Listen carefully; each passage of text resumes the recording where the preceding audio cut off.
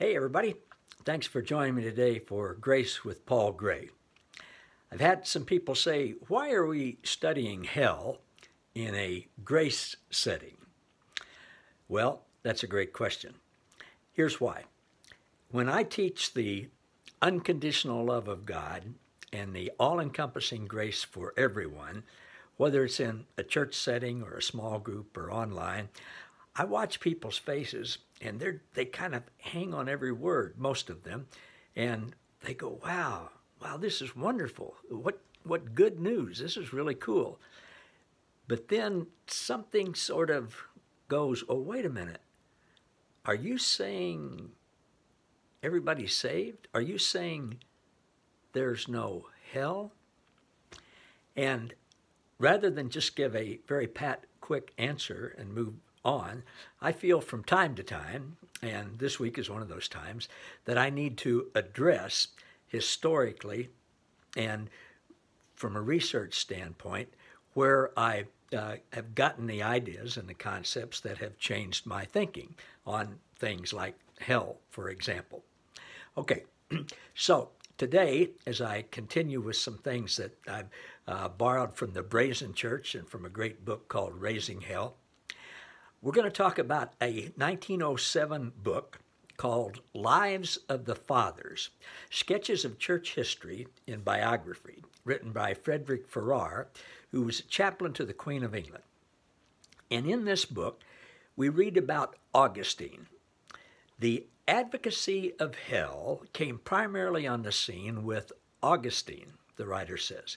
In no other respect did Augustine differ more widely from Origen and the Eastern Church than in his intolerant spirit. Even Tertullian conceded to all the right of opinion. Now, I want to say, Augustine said and taught some good things and had some great insight. But in this situation, he had terrible insight, my opinion, and in the opinion of this writer and many others. Augustine, I'm quoting from the book now, was the first in the long line of Christian persecutors and illustrates the character of the theology that swayed him in the wicked spirit that impelled him to advocate the right to persecute Christians who differ from those in power, like Augustine. The dark pages that bear the record of subsequent centuries are a damning witness to the cruel spirit that actuated Christians and the cruel theology that impelled it.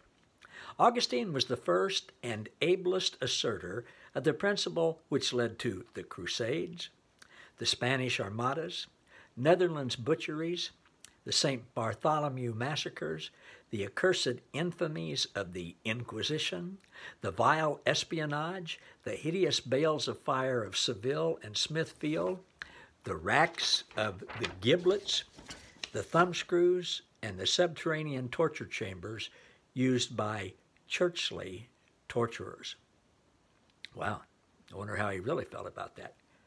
Samuel Dawson, author of The Teachings of Jesus from Mount Sinai to Gehenna, a faithful rabbi urgently warns rebellious Israel, says this: most of what we believe about hell comes from Catholicism and ignorance of the Old Testament, not from the Bible.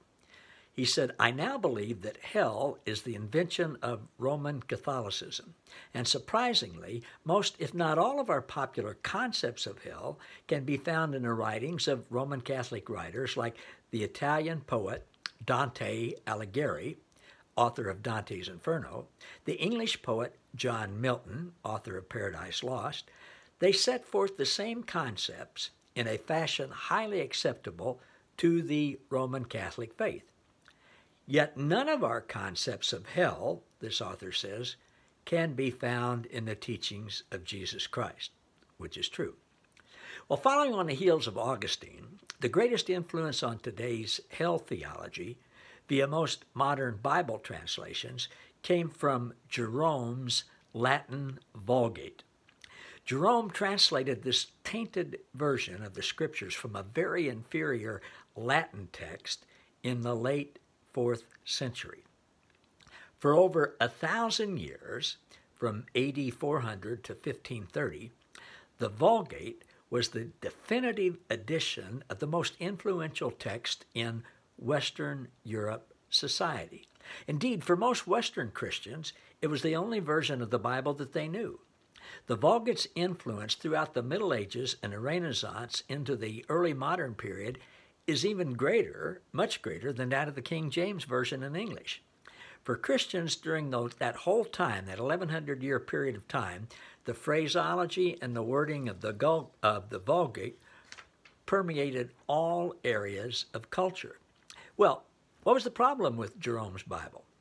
It was heavily influenced by Latin, hell-inventing theologians like Tertullian and Augustine. It's subsequently, people have studied it, seen the errors in translation, and it's basically become discredited, at least for a large segment of scholars. When you realize that the hell doctrine was so late in being adopted by the church and scriptures, the poorly constructed walls of orthodoxy begin to crumble. It was several hundred years after Jesus and the apostles that men began formulating many of these new church doctrines and creeds, many still a part of evangelical Western Christian orthodoxy to this day. Fortunately, not of Eastern Orthodoxy. Had our old English Bibles been translated correctly out of the Greek instead of the Latin, it's very probable that the doctrine of eternal torment would never have found its way into our modern Bibles and theology at all. Many of these doctrines were strong-armed into the church through major dissension and even bloodshed, with intolerant, oppressive church leaders insisting that they were led by the Spirit on such matters.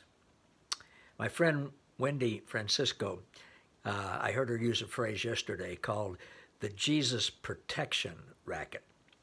And just think about that for a while. Rather than Jesus being love and compassionate and inclusive and all-forgiving, much of religion and church has moved into the Jesus protection racket, if you will, strong-arming people through fear to believe them, follow them, do what they say, and rather than saying, well, we're going to come in and tear up your business or burn it down, they'll just say, no, you're going to go to hell if you don't do what we say. Something to think about. Well, tomorrow we're going to finish our 5-day little mini-series on the history of hell. Hope you'll join me then. Thanks, everybody.